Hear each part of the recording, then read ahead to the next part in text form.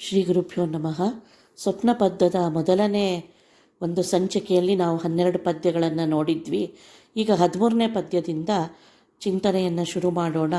ಹಯಗ್ರೀವ ದೇವರು ಹೇಗೆ ನನ್ನ ಉಪಾಸನೆಯನ್ನು ಮಾಡಬೇಕು, ನನ್ನ ಭಕ್ತಿಯನ್ನು ಹೇಗೆ ಮಾಡಿ ಸಾಧಕ ಅನ್ನೋನು ತನ್ನ ಸಾಧನೆಯ ಪಥದಲ್ಲಿ ಮುಂದುವರಿಬೇಕು ಅನ್ನೋದನ್ನು ತಿಳಿಸ್ತಾ ಇದ್ದಾರೆ ವಾದಿರಾಜರ ಮೂಲಕ. ಗಾನರಸದಿಂ ಕೂಡಿಯನ್ನ ಮಹಾನುಭಾವವ ತುತಿಸಲಿ ಭವ ಕಾನನಕ್ಕೆ ಕೃಶಾನು ದುರಿತ ತಮಿಶ್ರಕಿದು ಭಾನು. ನಾನು ನನ್ನದಿದೆಂಬ ಮನದಭಿಮಾನವನು ಬಿಡು, ಕಂಡರ ನೀನು ಯಾಚಿಸಿ ದುಃಖ ಸಾಗರದೊಳಗೆ ಮುಳುಗದಿರು. ಆಯಿತು, ತಿಳಿದಿದ್ದನ್ನು ಬೇರೆಯವರಿಗೆ ತಿಳಿಸು ಅಂತ ಹೇಳಿದರು. ಹೇಗೆ? ಒಂದು, ಅವನ ಚರಿತ್ರೆಗಳನ್ನು ಅನುಸಂಧಾನ ಮಾಡೋದು. ಅದನ್ನು ಗಾನರಸದಿಂ, ಭಗವಂತ ಯಾವಾಗಲೂ ಸಂಗೀತ ಪ್ರಿಯ, ಹಾಗಾಗಿ ಅವನ ಒಂದು ಕೀರ್ತನೆಗಳನ್ನು ಪಾಡು, ಗಾನರಸದಿಂದ ಭಗವಂತನನ್ನು ಒಲಿಸ್ಕೋ. ನನ್ನ ಮಹಾನುಭಾವವ ಅಂದರೆ ನನ್ನ ಮಹಾತ್ಮೆಯನ್ನು ಗಾನ ಮಾಡೋದ್ರಿಂದ ಈ ಭವಕಾನನಕ್ಕೆ ಕೃಶಾನು, ಅದು ಈ ಭವ ಎಂಬ ಸಂಸಾರ ಅನ್ನೋ ಕಾಡಿಗೆ ಅಗ್ನಿಯಂತೆ, ಕೃಶಾನುವಿನಂತೆ. ಮತ್ತು ದುರಿತ ತಮಿಶ್ರಕಿದು ಭಾನು, ಈ ದುರಿತಗಳೆಂಬ ಕತ್ತಲೆ, ಏನು ಪಾಪಗಳೆಂಬ ಕತ್ತಲೆ ನಮ್ಮನ್ನು ಆವರಿಸಿದೆ, ನಮಗೆ ಏನೂ ದಾರಿಯನ್ನು ಕಾಣದೇ ಇದ್ದಂಗೆ ಮಾಡಿರೋ ಕತ್ತಲೆ ಅನ್ನೋದು ನಮ್ಮ ಪಾಪಗಳೇ.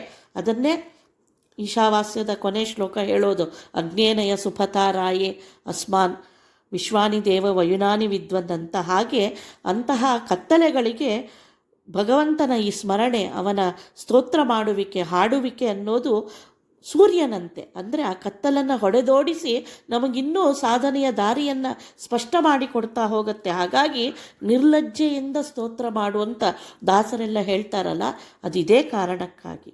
ಹಾಗೆ ನಾನು ನನ್ನದಿದೆಂಬ ಮನದಭಿಮಾನವನೇ ಬಿಡು. ಇಷ್ಟೇ ಮಾಡಿದರೆ ಸಾಕ ಅಂದರೆ ಇಷ್ಟೆಲ್ಲ ಮಾಡೋದು ಸುಲಭ ಅಲ್ಲ. ಒಂದೊಂದು ಮಾಡಿದಾಗೂ ನಾನು ಮಾಡಿದೆ, ನನ್ನ ಬಿಟ್ಟರೆ ಇನ್ಯಾರಿಲ್ಲೋ ಅನ್ನೋ ಅಭಿಮಾನ, ಮಾನಾಭಿಮಾನಗಳು ನಮ್ಮನ್ನು ತುಂಬ ಕಾಡತ್ತೆ. ಸುಲಭ ಅಲ್ಲ ಇಷ್ಟೆಲ್ಲ ದಾರಿಯನ್ನು ತುಳಿಯೋದು. ಸಾಧಕ ಕ್ಷಣಕ್ಕೂ ಈ ಅಹಂಕಾರ ಮಮಕಾರಗಳು ನಮ್ಮನ್ನು ಸುತ್ತತ್ತೆ. ನಾನು ನೋಡು ಎಲ್ಲವನ್ನೂ ಮಾಡಿದೆ, ಇದೆಲ್ಲ ನನ್ನದು, ಇವರೆಲ್ಲ ನನ್ನವರು ಅನ್ನೋದು ನಿರಂತರ ನಮ್ಮನ್ನು ತಡೆತಾ ಇರುತ್ತೆ ಈ ದಾರಿಯಲ್ಲಿ. ಹಾಗಾಗಿ ಆ ಅಭಿಮಾನಗಳನ್ನು ಬಿಡು. ಅದು ಎಲ್ಲವೂ ಭಗವದ್ ಅಧೀನ ಅನ್ನೋ ಚಿಂತನೆ ಬಂದರೆ ನಾನು ನನ್ನದು ಅನ್ನೋದು ಅಳಿಯತ್ತೆ. ಹಾಗಾಗಿ ಮಾಡಿದ್ದೆಲ್ಲ ಭಗವಂತನ ಸೇವೆ ಅನ್ನೋ ಜ್ಞಾನ ಇರಬೇಕು. ಮೊದಲೇ ಹೇಳಿದ್ದಾನೆ ದೇವರು. ಇಷ್ಟೆಲ್ಲ ಯಾಕೆ ಮಾಡ್ತಾ ಇದ್ದೇನೆ ನಾನು ಅಂದರೆ, ನಾನು ಮಾಡಿದ್ದೀನಿ, ನಾನು ದೊಡ್ಡವನು ಅಂತಲ್ಲ, ದೇವರಿಗೆ ಅರ್ಪಣೆ ಮಾಡೋದ್ರಿಂದ ಅಲ್ಲಿ ನಂದಲ್ಲ, ಅದೆಲ್ಲ ನಿನ್ನದು, ನಂದೇನದೋ ಸ್ವಾಮಿ ನಿಂದೇ ಇದೆಲ್ಲವೋ ಅನ್ನೋ ಅರ್ಪಣ ಬುದ್ಧಿ ಇರಲೇಬೇಕು. ಅದಿದ್ದಾಗ ನನ್ನ ಈ ಏನು ಮಮಕಾರ ಅಹಂಭಾವಗಳಿದೆ ಅದು ನಮ್ಮನ್ನು ಕಾಡೋದಿಲ್ಲ, ಅದನ್ನು ಬಿಡಬೇಕು ಅಂತ ಹೇಳ್ತಾ ಇದ್ದಾನೆ. ಇನ್ನು ಕಂಡರ ನೀನು ಯಾಚಿಸಿ, ಇಷ್ಟೆಲ್ಲ ಆಗಬೇಕಾದ್ರೆ ಎಷ್ಟೊಂದು ಆಮಿಷಗಳಿರುತ್ತೆ, ಸಂಸಾರದಲ್ಲಿ ಬೇಕುಗಳಿರುತ್ತೆ. ಅಂಥವರಿಗಾಗಿ ಅದನ್ನೆಲ್ಲ ಕೊಡಲಿಕ್ಕಾಗಿ ನಾವು ಯಾರ್ಯಾರನ್ನೋ ಕೈ ಚಾಚ್ತೇವೆ. ಅದನ್ನು ಮಾಡಬೇಡ, ಅದು ಕೂಡ ಸಾಧನೆಗೆ ಒಂದು ಪ್ರತಿಬಂಧನೆ ಅಂತ ದೇವರು ಹೇಳ್ತಾನೆ. ಯಾರ್ಯಾರನ್ನೂ ಹೋಗಿ ಕೇಳಬೇಡ, ಬೇಡಿದರೆ ನೊಡೆಯನ ಬೇಡುವೆ. ನಿಜ, ಏನನ್ನೂ ಬೇಡಬಾರ್ದು ಅಂತ ಉತ್ತಮ ಮಟ್ಟದ ಜ್ಞಾನಿಗಳು ಹೇಳ್ತಾರೆ. ಪ್ರಹ್ಲಾದರಾಜರಾಗಲಿ ದೊಡ್ಡ ಸಾಧಕರು ಯಾರು ಅವರಿಗೆ ದೇವರನ್ನು ಬಿಟ್ಟರೆ ಬೇರೆ ಏನೂ ಬೇಡ. ಅದು ನಿಜವಾದ ನಿವೃತ್ತಿ ಧರ್ಮ, ಅದೇ ನಿಜವಾದ ಭಕ್ತಿಯ ರೀತಿ. ಆಗಲಿ ನಮಗೆ ಒಂದೇ ಬಾರಿ ಅದು ಮಾಡಲಿಕ್ಕಾಗದೇ ಇದ್ದರೂ ಕೂಡ ನಮಗೇನು ಬೇಕಿದ್ದರೂ ನಮ್ಮ ಒಡೆಯ ದೇವರು ಅವನನ್ನೇ ಕೇಳ್ತೀನಿ ಅನ್ನೋ ಜ್ಞಾನವಾದರೂ ಇರಬೇಕು. ಅದನ್ನು ಬಿಟ್ಟು ಇದಾಗಬೇಕು ಅಂತ ಕಂಡವರನ್ನು ನಾವು ಅಲೆಬಾರದು. ಅದು ನಮಗೆ ಪ್ರತಿಬಂಧನಕ್ಕವೇ ಹೊರತು ಅದು ನಮ್ಮನ್ನು ಒಳ್ಳೆಯ ದಾರಿಗೆ ಒಯ್ಯೋದಿಲ್ಲ ಅಂತ ಹೇಳ್ತಾ ಇದ್ದಾರೆ.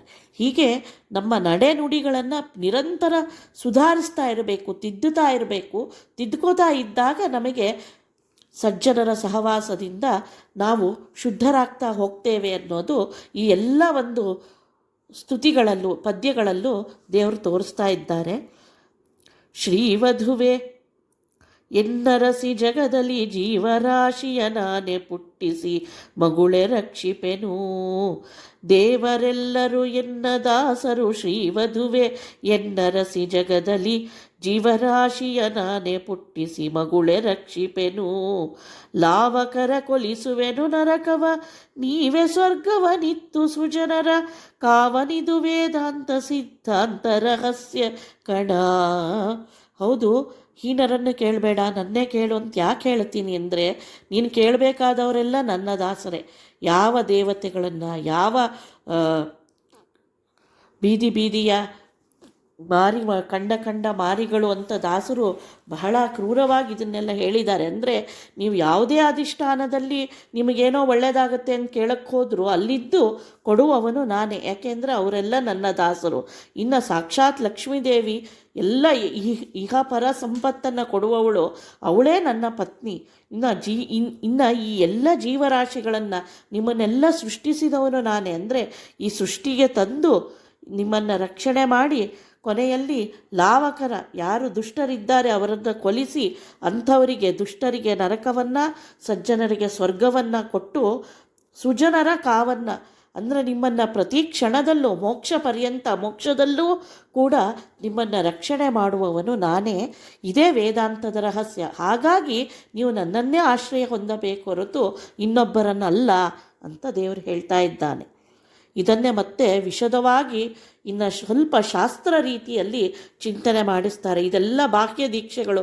ಹೌದಾ, ಇಷ್ಟೇ ಸಾಕ ಅಂದರೆ ಇಲ್ಲ. ಇದನ್ನು ಮತ್ತೆ ಮತ್ತೆ ನಾವು ಶಾಸ್ತ್ರದ ಅನೇಕ ಚಿಂತನೆಗಳಿಂದ ದೃಢಪಡಿಸ್ಕೊಳ್ಬೇಕು. ಕೇಳಲಿಕ್ಕೆ ಎಷ್ಟು ಸುಲಭ ಅನಿಸುತ್ತೆ ಅಲ್ವಾ? ಅಯ್ಯೋ, ಇದನ್ನೆಲ್ಲ ನಾವು ಮಾಡ್ತಾನೇ ಇದ್ದೀವಿ, ಹಾಗಾದರೆ ನಮಗೆ ಎಂದೋ ಮೋಕ್ಷ ಸಿಕ್ಬಿಡ್ಬೇಕಿತ್ತು ಅನ್ನೋ ಅನಿಸಿಕೆ ಬರೋದು ತುಂಬ ಸಹಜ. ಆದರೆ ಇದು ದೃಢವಾದ ಭಕ್ತಿಗೆ ಒಂದು ದಾರಿಯಷ್ಟೇ. ಎಷ್ಟು ದೃಢವಾಗಬೇಕು ಅಂದರೆ, ಭಗವಂತನಲ್ಲದೆ ಮತ್ತೊಂದು ನಂಗೆ ಬೇಡ ಅಂತ ಬರಬೇಕಾದ್ರೆ ಅದಕ್ಕೆ ತುಂಬ ಒಂದು ಶಾಸ್ತ್ರ ಚಿಂತನೆ, ತನ್ಮೂಲಕ ಧ್ಯಾನದ ದಾರ್ಢ್ಯ ಬರ್ತಾ ಹೋಗಬೇಕಾಗತ್ತೆ. ಅದಕ್ಕೆ ಶ್ರುತಿತತಿಗಳಲ್ಲಿ ಹೇಳಿದ ಪ್ರಮೇಯಗಳ ಅನುಸಂಧಾನವನ್ನು ಮುಂದೆ ವಾದಿರಾಜರು ಮಾಡಿಸ್ತಾರೆ. ಇದೆಲ್ಲ ಮೇಲಿನ ನೋಟ ಆದರೆ ದೇವತೆಗಳೆಲ್ಲ ದಾಸರು, ಇದೆಲ್ಲ ಎಲ್ಲರಿಗೂ ತಿಳಿದೆಯೋ ಪ್ರಮೇಯ ಆದರೂ ಕೂಡ ಹೇಗೆ ನಾನು ಸರ್ವೋತ್ತಮ, ನನ್ನ ಸ್ವರೂಪ ಅಂದರೆ ಏನು, ಯಾವ್ಯಾವ ದೋಷಗಳಿಂದ ನನ್ನನ್ನು ತಪ್ಪಾಗಿ ತಿಳಿಯುವ ಸಾಧ್ಯತೆ ಇದೆ, ಇದೆಲ್ಲವನ್ನು ನಾವು ಪದೇ ಪದೇ ಚಿಂತನೆ ಮಾಡಬೇಕಾಗತ್ತೆ. ಅದನ್ನು ನಮಗೆ ವೇದಶಾಸ್ತ್ರಾದಿಗಳು, ಇತಿಹಾಸ ಪುರಾಣಗಳು ತಿಳಿಸಿಕೊಡ್ತಾವೆ. ಅದನ್ನೆಲ್ಲ ಮಥಿಸಿದಾಗ ನಮಗೆ ಯಥಾರ್ಥ ಜ್ಞಾನ ಅನ್ನೋದು ಉಂಟಾಗತ್ತೆ.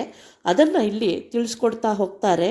ಏಷ ಸರ್ವಂ ಎನ್ನದೇ ನಿರ್ದೋಷ ಮಂಡೂಕೋಪನಿಷದಿನ್ನೇಷ ಭೂತಾಧಿಪತಿ ಎನ್ನದೆ ಕಾಣ್ವರುಪನಿಷತು.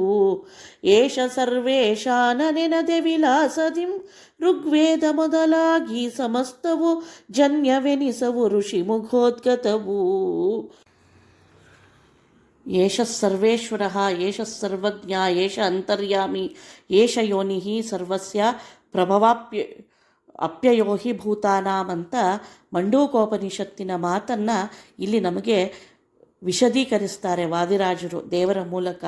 ಅಂದರೆ ಇದು ಯಾವ ಪ್ರಸಂಗದಲ್ಲಿ ಬಂದಿದೆ ಅಂದರೆ, ಏಷ ಚತುರೂಪ ಆತ್ಮ ಅಂತ ಭಾಷ್ಯದಲ್ಲಿ ಆಚಾರ್ಯರು ಹೇಳುವಾಗ, ಅಂದರೆ ಭಗವಂತನ 4 ರೂಪಗಳು ನಮ್ಮ 4 ಅವಸ್ಥೆಗಳನ್ನು ಪ್ರೇರಣೆ ಮಾಡ್ತಾವೆ ಅನ್ನೋ ಚಿಂತನೆ ಬರುತ್ತೆ.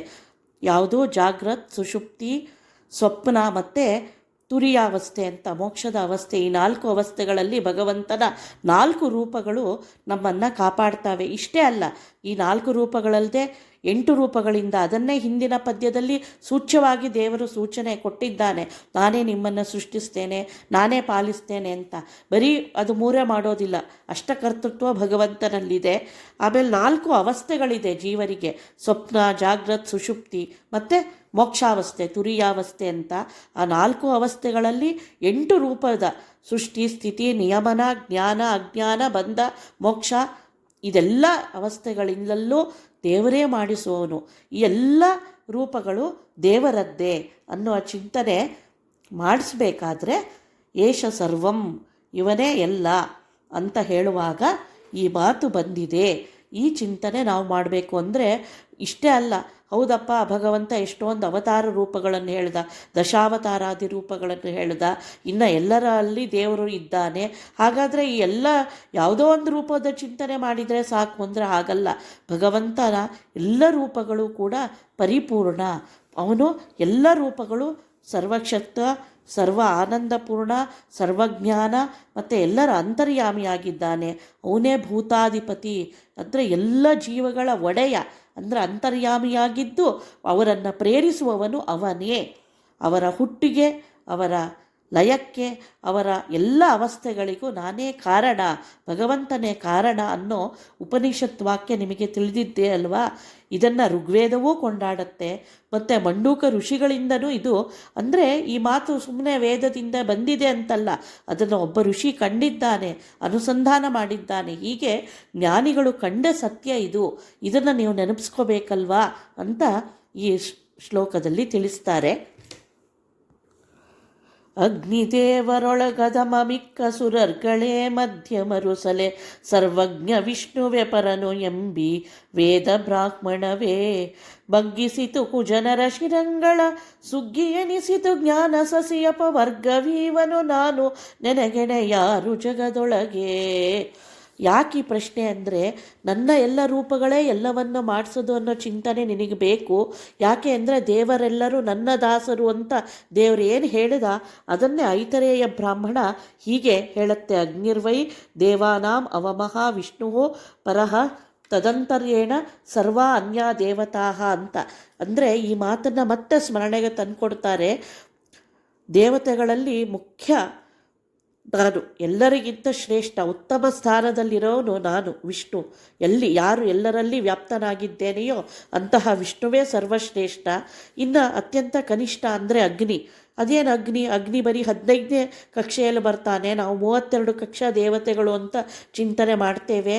ಯಾಕೆ ಅಂತ ಯೋಚನೆ ಬಂದರೆ ಹಾಗಲ್ಲ.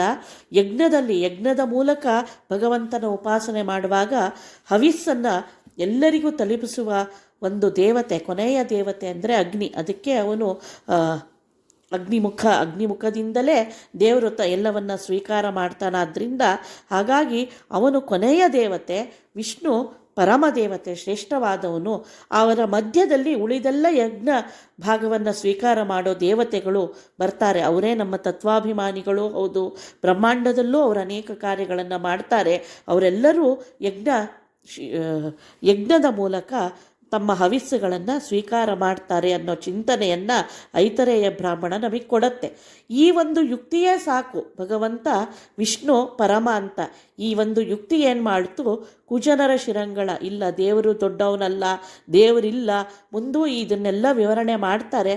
ಹಾಗೆ ವಿಷ್ಣುವೇ ಯಾಕೆ ಸರ್ವೋತ್ತಮ ಅನ್ನೋ ಚಿಂತನೆ ಬಂದಾಗ ಈ ಯಾರು ಅನೇಕ ಕುಯುಕ್ತಿಗಳನ್ನು ಹೇಳ್ತಾರೆ ಅವರೆಲ್ಲರ ಶಿರವನ್ನು ಬಗ್ಗಿಸುವಂತೆ ಈ ಐತರೇಯ ಬ್ರಾಹ್ಮಣ ವೇದಗಳ ಮಾತನ್ನು ಯಾಕೆ ಇಷ್ಟು ನಾವು ಪ್ರಮಾಣ ಅಂತ ಸ್ವೀಕಾರ ಮಾಡ್ತೀವಿ ಅಂದರೆ ಅದು ಯಾವ ಪುರುಷಕೃತ ಅಲ್ಲ, ಅಪೌರುಷೇಯವಾದ ಮಾತು. ಅಂದರೆ ಅಲ್ಲಿ ಪುರುಷಕೃತ ದೋಷಗಳು ಯಾವುದೂ ಇರೋದಿಲ್ಲ, ಅದನ್ನು ನಾವು ನಂಬಲೇಬೇಕು, ಅನಿವಾರ್ಯ. ಹಾಗಾಗಿ ಅಂತಹ ವೇದಗಳು ನನ್ನನ್ನು ಉತ್ಕೃಷ್ಟ ಅಂತ ಕೊಂಡಾಡ್ತಾವೆ.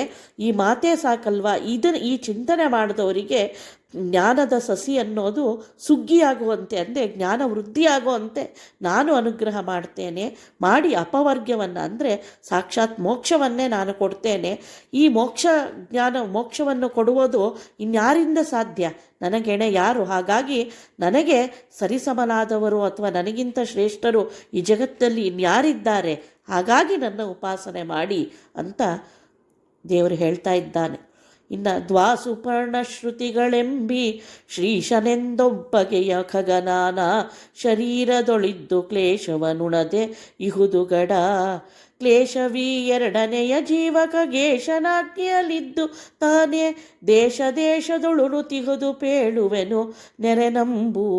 ಇದಂತೂ ಅತ್ಯಂತ ಪ್ರಸಿದ್ಧವಾದ ಶ್ರುತಿ, ನೀವೆಲ್ಲ ಕೇಳುತ್ತೀರಿ. ದ್ವಾಸುಪರ್ಣ ಸಯುಜಾ ಸಕಾಯ ಅಂತ ಉಪನಿಷತ್ತಲ್ಲಿ ಬರುವ ಒಂದು ಶ್ರುತಿ ಇದು. ಇದೇನು ಹೇಳುತ್ತೆ?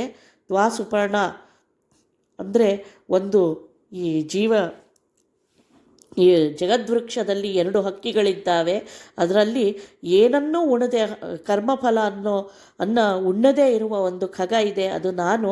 ಇನ್ನೊಂದು ಪಕ್ಷಿ ಇದೆ, ಅದು ಈ ಫಲಗಳನ್ನು ನಿರಂತರ ಉಣ್ತಾ ಆದರೂ ಕೃಶವಾಗಿದೆ.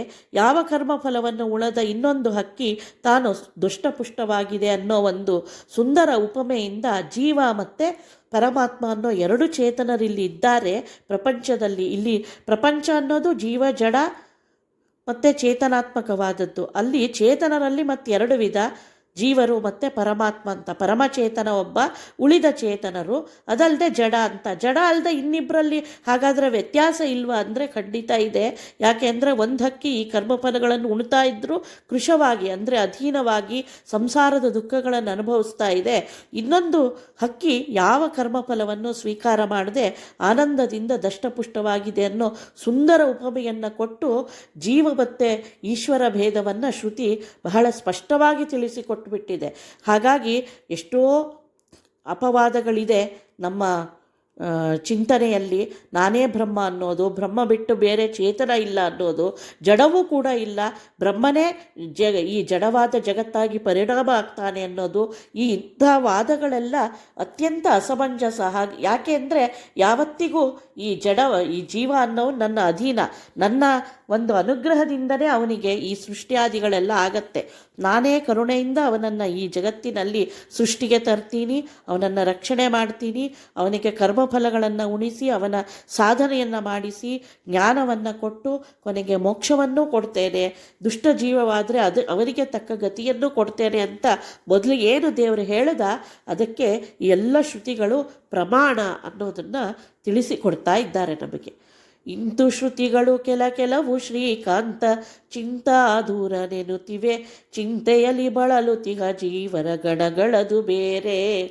ಎಂತಿವೆಕೋ ನೀವೆಲ್ಲ ನೋಡಿರೋ ಕಂತುಪಿತ ಖಳರಟ್ಟಿ ಭಜಕರ ಸಂತವಿಸುವ ಸ್ವಾಮಿ ಎನ್ನುತ್ತಿವೆ ಕೆಲವು ವೇದಗಳು.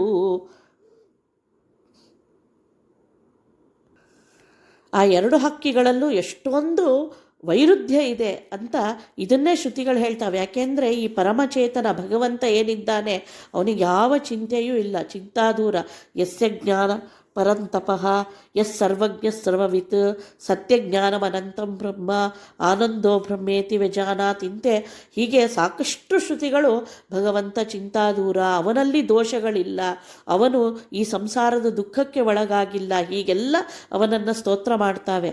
ಇನ್ನು ಅವನೇ ಎಲ್ಲರನ್ನ ತಾನು ನಾಶವನ್ನು ಮಾಡ್ತಾನೆ, ದುಷ್ಟರನ್ನು, ಹೀಗೆ ಹೇಳುವ ನೂರಾರು ಶ್ರುತಿ ವಾಕ್ಯಗಳು ವೇದಗಳು ನಮಗೆ ತಿಳಿಸ್ಕೊಳ್ತಾ ಇದೆ. ಹಾಗಾಗಿ ನಮ್ಮೆಲ್ಲರನ್ನ ಉದ್ಧಾರ ಮಾಡಿ ಸಂತೈಸಿ ಈ ದುಃಖ ಸಂಸಾರದಲ್ಲಿ ಇದ್ದಾಗಲೂ ಕೂಡ ಸಾಧನಕ್ಕೆ ಒಂದು ದಾರಿಯನ್ನು ಮಾಡಿಕೊಟ್ಟು ನಮ್ಮನ್ನು ಸಂತೈಸಿ ನಮ್ಮನ್ನು ಕೊನೆಗಾಲದವರೆಗೂ ನಮ್ಮ ಜೊತೆಗಿದ್ದು ರಕ್ಷಣೆ ಮಾಡುವವನು ಅವನು ನಮಗಿಂತ ಭಿನ್ನ ಅನ್ನೋದನ್ನು ಸ್ಪಷ್ಟವಾಗಿ ತಿಳಿದುಕೊಳ್ಬೇಕು. ಯಾಕೆಂದರೆ ಭಕ್ತಿ ಉಂಟಾಗಲಿಕ್ಕೆ ನಮಗಿಂತ ಉತ್ಕೃಷ್ಟ ಅನ್ನೋ ಜ್ಞಾನ ಬೇಕಲ್ವಾ? ಅಯ್ಯೋ ಅವನು ನಮ್ಮಂತೆ, ಅವನಿಗೂ ಕಷ್ಟ ಇದೆ, ಈ ಅವತಾರ ರೂಪಗಳನ್ನು ಅನುಸಂಧಾನ ಮಾಡು ಅಂದಾಗ ಎಷ್ಟೊಂದು ಕಡೆ ದೇವರು ನಮ್ಮ ಹಾಗೆ ದುಃಖವನ್ನು ತೋರಿಸ್ತಾನೆ, ಚಿಂತೆಯನ್ನು ತೋರಿಸ್ತಾನೆ. ಹಾಗಾದ್ರೆ ಇದನ್ನೆಲ್ಲ ನಿಜ ಅಂದ್ಕೊಂಡ್ಬಿಟ್ರೆ ಭಕ್ತಿ ಹೇಗೆ ಮಾಡೋದು? ಅವನು ನಮ್ಮಂತೆ ಕಷ್ಟಪಟ್ಟಿದ್ದಾನೆ, ಅವನು ನಮ್ಮಂತೆ ದುಃಖಪಟ್ಟಿದ್ದಾನೆ ಅನ್ನೋ ಚಿಂತನೆ ಬಂದುಬಿಟ್ರೆ ಅವನಲ್ಲಿ ಭಕ್ತಿ ಮಾಡಲಿಕ್ಕೆ ಸಾಧ್ಯವಾ? ಹಾಗಲ್ಲ.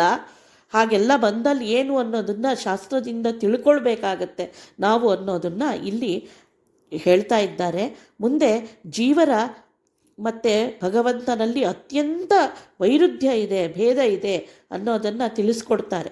ಹಿಂದೆ ನಾನೇ ಪ್ರಾಣನೆಂದ ಸುರೇಂದ್ರನಾಶಯ ವ್ಯಾಸ ತತ್ಸಂಬಂಧ ಬಾಹುಳ್ಯದಲ್ಲಿ ನಾನೇ ಪ್ರಾಣನೆಂದೆನಿಸಿ ಎಂದು ತೋರನೆ ಬಲ್ಲ ಬುಧರದರಿಂದ ನಾನೇ ಬ್ರಹ್ಮನೆಂಬಿ ವೃಂದದುಕ್ತಿ ಬ್ರಹ್ಮ ಸಂಬಂಧದಿಂದಲೆನಬೇಕು. ಮತ್ತೊಂದು ದೊಡ್ಡ ಪ್ರಮೇಯವನ್ನು ಇಲ್ಲಿ ತಿಳಿಸ್ಕೊಡ್ತಾರೆ. ಇದಕ್ಕೆ ತುಂಬ ಒಂದು ವಿಚಿತ್ರವಾದ ಪ್ರಸಂಗ ಐತರೇಯ ಉಪನಿಷತ್ತಲ್ಲಿ ಬರುತ್ತೆ. ಒಮ್ಮೆ ಇಂದ್ರ ಸ್ವರ್ಗದ ಒಡೆಯ ಒಂದು ದೊಡ್ಡ ಯಾಗವನ್ನು ಮಾಡ್ತಾ ಇರ್ತಾನೆ. ಅಲ್ಲಿ ವಿಶ್ವಾಮಿತ್ರರು ಬರ್ತಾರೆ. ವಿಶ್ವಾಮಿತ್ರರು ಬೃಹತಿ ಸಹಸ್ರವನ್ನು ವಾಚನ ಮಾಡಿದಾಗ ಇಂದ್ರ ಅವರಿಗೆ ಅನೇಕ ವರಗಳನ್ನು ಕೊಡ್ತಾನೆ. ಆ ವರಗಳನ್ನು ಕೊಡಬೇಕಾದ್ರೆ ಎರಡನೇ ವರವಾಗಿ ನಿಂಗೆ ಏನು ಕೊಡಬೇಕು ಅಂತ ಕೇಳಿದಾಗ ನಿನ್ನ ಸ್ವರೂಪವನ್ನು ಹೇಳು ಅಂದ ತಕ್ಷಣ ಇಂದ್ರ ನಾನೇ ಪ್ರಾಣ ಅಂತ ಹೇಳ್ತಾನೆ. ಹಾಗಾದ್ರೆ ಏನರ್ಥ ಅಪ್ಪ ಇದಕ್ಕೆ? ಅವನೇ ಪ್ರಾಣ, ನಾನೇ ಒಡೆಯ ಅಂತ ಹೇಳಿದ್ನಲ್ಲ, ಹಾಗಾದರೆ ಅವನೇ ದೊಡ್ಡವನ ಅನ್ನೋ ಚಿಂತನೆ ಬಂದಾಗ ಹೀಗೆ ಇಂಥ ಎಷ್ಟೊಂದು ಸಂದೇಹಕರ ಪ್ರಸಂಗಗಳು ಪುರಾಣಗಳಲ್ಲಿ ಇತಿಹಾಸಗಳಲ್ಲಿ ನಮಗೆ ಕಾಣತ್ತೆ. ಆಗ ಅದನ್ನೆಲ್ಲ ಹೇಗೆ ತಿಳಿಬೇಕು ಅನ್ನೋದನ್ನು ವ್ಯಾಸರು ನಮಗೆ ತಿಳಿಸ್ಕೊಡ್ತಾರೆ. ಹೌದು, ಅಷ್ಟನ್ನೇ ನೋಡಬಾರ್ದು ಪ್ರಸಂಗವನ್ನು. ಮುಂದೆ ಇದೇ ಇಂದ್ರ ಹೇಳ್ತಾನೆ, ನಾನೊಬ್ಬನೇ ಪ್ರಾಣ ಅಲ್ಲ, ನೀನೂ ಪ್ರಾಣ, ಅವನೂ ಪ್ರಾಣ, ಹೀಗೆ ಎಲ್ಲರೂ ಪ್ರಾಣರೇ ಅಂತ ಹೇಳಿದ್ದಾರೆ. ಏನಪ್ಪ ಹಾಗಾದರೆ ಎಲ್ಲ ಜೀವರು ಒಂದೇನಾ? ಎಲ್ಲರೂ ಪ್ರಾಣ ಅಂದ್ರೇನಿಲ್ಲ, ಉತ್ಕೃಷ್ಟನಾದವನು, ಎಲ್ಲರಿಗೂ ಜೀವವನ್ನು ಕೊಡುವವನು ಅಂತಲ್ವಾ? ಹಾಗಾದ್ರೆ ಎಲ್ಲರೂ ದೇವರಿಗೆ ಸಮನ? ಹೀಗೆಲ್ಲ ಪ್ರಶ್ನೆ ಬಂದರೆ ಸೂತ್ರದಲ್ಲಿ 2 ಸೂತ್ರಗಳಿಂದ ವೇದವ್ಯಾಸರು ನಮಗೆ ಬ್ರಹ್ಮಸೂತ್ರದಲ್ಲಿ ತಿಳಿಸ್ಕೊಳ್ತಾರೆ. ನವಕ್ತು ಆತ್ಮೋಪದೇಶಾನಿತ ಚ ಅಧ್ಯಾತ್ಮ ಸಂಬಂಧ ಭೂಮಾಹ್ಯಸ್ಮಿನ್ ಅಂತ. ಇದೊಂದು ಶಾಸ್ತ್ರದೃಷ್ಟ್ಯಾತ್ ಉಪದೇಶೋ ವಾಮದೇವವತ್ ಅನ್ನೋ 2 ದೃಷ್ಟಿಯನ್ನು ಇಲ್ಲಿ ಹೇಳ್ತಾರೆ. ಇಲ್ಲಿ ಏನು ಹೇಳಿದ್ದಾರೆ ಅಂದರೆ, ಪ್ರಾಣೋವ ಅಹಮಸ್ಮಿ ಋಷೇ ಅಂತ ಇಂದ್ರ ಹೇಳಿದ್ದು ಯಾಕೆ ಅಂದರೆ, ಆತ್ಮೋಪದೇಶ ಅಲ್ಲ, ನವಕ್ತು ಆತ್ಮೋಪದೇಶ ತಾನೇ ಅಂತ ಹೇಳ್ಕೊಂಡಿದ್ದಲ್ಲ, ಕಿಂತು ಚ ಅಧ್ಯಾತ್ಮ ಸಂಬಂಧ ಭೂಮಾಹಿ ಅಸ್ಮಿನ್, ಅಧ್ಯಾತ್ಮ ಸಂಬಂಧದಿಂದ ಅಂದರೆ ಅಂತರ್ಯಾಮಿ ದೃಷ್ಟಿಯಿಂದ ಭಗವಂತನ ಜೊತೆ ಅತ್ಯಂತ ಹತ್ತಿರದ ಸಂಬಂಧ ನನಗಿದೆಯಪ್ಪ ಅಂತ ಹೇಳ್ಕೊಳ್ಬೇಕಾದ್ರೆ, ಯಾಕೆಂದರೆ ಅವನು ಪ್ರಾಣನಾಗಿ ನಮ್ಮೊಳಗಿದ್ದಿದ್ದರಿಂದ ನಾವೆಲ್ಲ ಪ್ರಾಣರು ಅಲ್ವಾ? ನಮ್ಮ ಪ್ರಾಣ ಉಳಿದಿರೋದು ಪ್ರಾಣನಾಮಕನಾಗಿ ದೇವರು, ಆ ದೇವರು ಪ್ರಾಣನಾಮಕರಾಗಿ ಪ್ರಾಣದೇವರು, ಅವರೊಳಗೆ ಅವರಿಗೂ ಪ್ರಾಣ ನೆನೆಸಿದ ಭಗವಂತ ಇರೋದರಿಂದ ನಾವೆಲ್ಲರೂ ಪ್ರಾಣರೇ. ಆ ದೃಷ್ಟಿಯಿಂದ ನಮಗೂ ಅವನಿಗೂ ಅತ್ಯಂತ ಹತ್ತಿರದ ಸಂಬಂಧ ಇದೆ ಅಲ್ವಾ? ದೇವರು ನಮ್ಮಲ್ಲಿರೋದ್ರಿಂದ ಪ್ರಾಣರು. ಹಾಗಿರೋದ್ರಿಂದ ಎಲ್ಲರೂ ಪ್ರಾಣರು ಅಂದರೆ ಏನರ್ಥ? ಅಂತರ್ಯಾಮಿ ಭಗವಂತ ತುಂಬ ಹತ್ತಿರದ ಸಂಬಂಧ ಅಂದ್ರೇನು? ಅವನೆಲ್ಲರ ಒಳಗೂ ಇದ್ದಾನೆ, ಅವನೆಲ್ಲರಿಗೂ ಅಂತರ್ಯಾಮಿ ಅಂತ ಅರ್ಥ. ಯಾಕೆ ಅದನ್ನೇ ಶಾಸ್ತ್ರ ಅದನ್ನೇ ಮುಂದಿನ ಸೂತ್ರ ಹೇಳುತ್ತೆ, ಶಾಸ್ತ್ರದೃಷ್ಟ್ಯಾತು ಉಪದೇಶೋ ವಾಮದೇವವತ್ ಅಂತ. ಶಾಸ್ತ್ರದೃಷ್ಟ್ಯ ಅಂದರೆ ಇಲ್ಲಿ ಶಾಸ್ತ್ರ ಅಂದರೆ ಏನು? ಅಂತರ್ಯಾಮಿ ಅಂತ ಹೇಳಿದೆ. ಅಂತರ್ಯಾಮಿ ದೃಷ್ಟಿಯಿಂದ ಇದನ್ನು ಇಂದ್ರ ಹೇಳ್ದ ಅಂತ ನಾವಿಲ್ಲಿ ತಿಳ್ಕೊಳ್ಬೇಕು. ಹೌದು, ಅಂತರ್ಯಾಮಿ ಅಂತಲೇ ಹೇಳ್ಬೋದಿತ್ತಲ್ಲ ಅನ್ನೋ ಪ್ರಶ್ನೆ ಬಂದರೆ, ಇಲ್ಲ, ಅಂತರ್ಯಾಮಿ ಅಂದರೆ ಎಷ್ಟೊಂದು ಜಡ, ಈಗ ಜಡವಾದ ಆಕಾಶ ಕೂಡ ಎಲ್ಲ ಒಳಗೂ ಹೊರಗೂ ಇರುತ್ತೆ, ಆದರೆ ನಮ್ಮನ್ನು ನಿಯಮನ ಮಾಡೋದಿಲ್ಲ. ಆದರೆ ನಮ್ಮೊಳಗಿದ್ದು ನಮ್ಮನ್ನು ರಕ್ಷಣೆ ಮಾಡೋ, ನಮ್ಮನ್ನು ನಿಯಂತ್ರಿಸೋ ಶಕ್ತಿ ಯಾವುದಿದೆ ಅದು ನಿಜವಾದ ಅಂತರ್ಯಾಮಿ, ಅದು ಶಾಸ್ತ್ರಗಳು ಹೇಳೋದು ಭಗವಂತ ಅಂತ. ಇದನ್ನು ಭಾಗವತವೂ ಕೂಡ ಸಂವಾದ ಕೊಡುತ್ತೆ, ಪದ್ಮಪುರಾಣವೂ ಸಂವಾದವನ್ನು ಆಚಾರ್ಯರಲ್ಲಿ ತೋರಿಸ್ಕೊಡ್ತಾರೆ ನಮಗೆ. ಹೀಗೆ ಇದನ್ನು ವಾಮದೇವಾದಯ ಅಂತ ಮುಂದೆ ವಾಮದೇವ ಮಂಡಲದ ಋಷಿ ಇದನ್ನು ಕಂಡಿದ್ದಾನೆ. ಋಗ್ವೇದದ 2ನೇ ಮಂಡಲಿಯ ವಾಮದೇವ ಮಂಡಲದಲ್ಲಿರೋ ಮಹಾನ್ ಋಷಿ ಇದನ್ನು ತಾನು ಗರ್ಭದೊಳಗಿದ್ದು ನಮ್ಮನ್ನು ನಿಯಂತ್ರಣ ಮಾಡ್ತಿರೋ ದೇವತಾ ಶಕ್ತಿಯ ಹೇಳುವಾಗ ಎಲ್ಲ ಹೆಸರುಗಳಿಂದ ದೇವರೇ ಪ್ರತಿಪಾದ್ಯ ಅನ್ನೋದನ್ನು ತೋರಿಸ್ಕೊಟ್ಟಿದ್ದಾರೆ ಅನ್ನೋ ಒಂದು ನಿದರ್ಶನವನ್ನು ಹೇಳ್ತಾ ವ್ಯಾಸರು ನಮಗೆ ಸ್ಪಷ್ಟಪಡಿಸ್ತಾರೆ. ಹೀಗೆ ಎಷ್ಟೊಂದು ಶ್ರುತಿವಾಕ್ಯಗಳು ಹೇಗೆ ನಮಗೆ ಮೋಹವನ್ನು ಉಂಟು ಮಾಡ್ತಾವೋ, ಹಾಗೆ ಭಗವಂತನ ಸರ್ವೋತ್ತಮತ್ವವನ್ನು, ಅವನ ಅಂತರ್ಯಾಮಿತ್ವವನ್ನು, ಅವನು ಎಲ್ಲರಲ್ಲಿ ಇದ್ದು ಎಲ್ಲ ಕಾರ್ಯ ಮಾಡಿಸ್ತಾನೆ, ಹಾಗಾಗಿ ಎಲ್ಲ ನಾಮಗಳು ಅವನನ್ನೇ ಹೇಳುತ್ತಾವೆ ಅನ್ನೋದನ್ನು. ಏಕೆಂದರೆ ಸರ್ವಶಬ್ದವಾಚ್ಯತ್ವ ಅನ್ನೋದು ದೇವರಿಗೊಬ್ಬನಿಗೆ ಇರೋದು. ಯಾಕೆ ಅಂದರೆ ಎಲ್ಲ ಶಬ್ದಗಳು ಹೇಳೋ ಎಲ್ಲ ಗುಣಗಳು ದೇವರೊಬ್ಬರಲ್ಲೇ ಇರೋದು, ನಮ್ಮಲ್ಲಿ ಆ ಗುಣಗಳು ಇಲ್ಲ. ಈ ಚಿಂತನೆ ನಮಗೆ ಬರಬೇಕು ಅನ್ನೋದು ಇದರ ತಾತ್ಪರ್ಯ. ಇವರೇ ನಾನೆಂದರಸು ಸಚಿವನ ನೆವದಿ ನುಡಿವರೆ ಬಲ್ಲ ಗ್ರಾಮದಲವರು ಕೂಟದಿ ಕಂಡು ರಾಯನ ಸಚಿವನೆನ್ನುವರೇ. ದಿವಿಜದನುಜರು ಕೂಡ್ದರ ಸಿಂಧುವನು ಕಡೆವುದಕೆನಲು ಕೋವಿದರವನಿಯಲಿ ಸಾಮಾನ್ಯ ವಚನಕ್ಕೆ ಭ್ರಮಿಸಿ ಮರುಳಹರೇ. ಮತ್ತು ಉದಾಹರಣೆ ಕೊಡ್ತಾರೆ ಲೌಕಿಕವಾಗಿ. ಸಂಬಂಧಿ ಆದ ತಕ್ಷಣ ಅವರನ್ನೇ ಹೆಂಗೆ ಅಂತ ಹೇಳೋದು, ತುಂಬ ಸಂಬಂಧ ಇದೆ ಅಂದ ತಕ್ಷಣ ಅವನೇ ಅಂತ ಹೇಳಿಬಿಟ್ರೆ ಅದು ಹೆಂಗೆ ಸರಿ ಆಗತ್ತೆ ಅಂದರೆ, ನೋಡ್ರಪ್ಪ,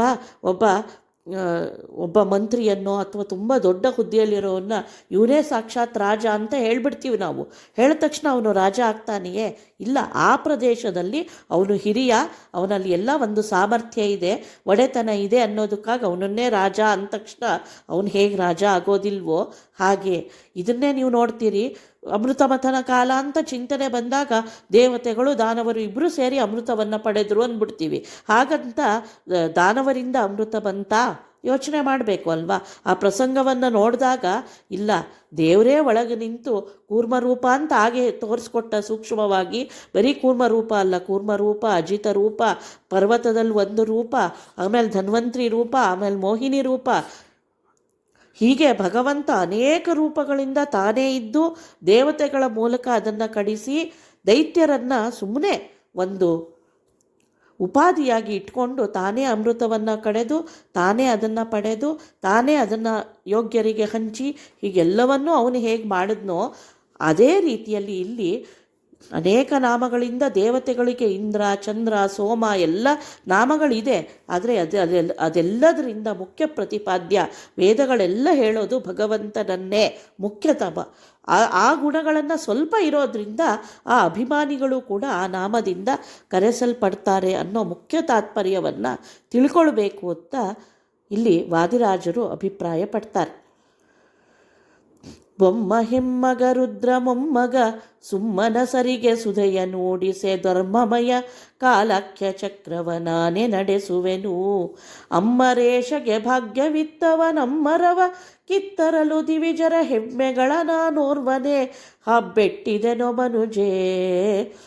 ನನಗೆ ಬ್ರಹ್ಮ ಅಂತ ಬ್ರಹ್ಮದೇವನೇ ಸಾಕ್ಷಾತ್ ನನ್ನ ಮಗ, ರುದ್ರ ಅವನ ಮಗ, ರುದ್ರ ನನಗೆ ಮೊಮ್ಮಗ. ಇನ್ನು ಸುಮ್ಮನ ಸರಿಗೆ ಎಲ್ಲ ದೇವತೆಗಳಿಗೆ ಸುಧೆಯ ನುಡಿಸಿ ಅಮೃತವನ್ನು ಕೊಟ್ಟು ಈ ಧರ್ಮಮಯ ಕಾಲಕ್ಕೆ ಚಕ್ರವ ಅವರ ಒಳಗಿದ್ದು ನಾನು ಈ ಕಾಲನಾಮಕ ಚಕ್ರ ಏನಿದೆ ಅದನ್ನು ಧರ್ಮದಿಂದ ಅಂದರೆ ಅತ್ಯಂತ ಸಂಕಲ್ಪದಿಂದ ನಾನು ನಡೆಸ್ತಾ ಇದ್ದೇನೆ. ದೇವರ ಸೃಷ್ಟಿ ಅನ್ನೋದು ಅತ್ಯಂತ ಅಚ್ಚುಕಟ್ಟಾದ ವ್ಯವಸ್ಥೆ.